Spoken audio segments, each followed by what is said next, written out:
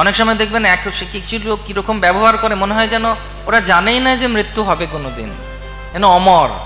যেরকম ভাবে একটা কাটা ছাগল কসাই ঘরে ঝোলে চামড়া ছাড়া অবস্থায়, তার সামনে দাঁড়িয়ে আরেকটা ছাগল কাঁঠাল পাতা খেতে থাকে, ও ভাবছে যে আমি ঠিক কাঁঠাল পাতা পেয়ে বেরিয়ে যাব, এরকম ভাবে ঝুলবো না, কালকেই কিন্তু ছালটা ছাড়ানো হবে।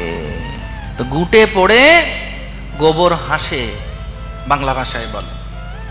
গুটে যখন পড়ছে তখন কাঁচা গোবর হাসছে, কি সুন্দর পুড়ছিস তুই, পড় পড়। তখন গুটে বলছে, তুইও কাল পুড়বি শুকিয়ে গেলে। হরে কৃষ্ণ। সেজন্য শাস্ত্রে শ্রীমদ্ ভাগবতমে বলা হচ্ছে, আপন নাম সংস্কৃতিম ঘোরাম জন্নাম বিবশুনাম তথা সত্যা বিমুচ্ছেত যদ বিবেতি স্বয়ং ভয়ম।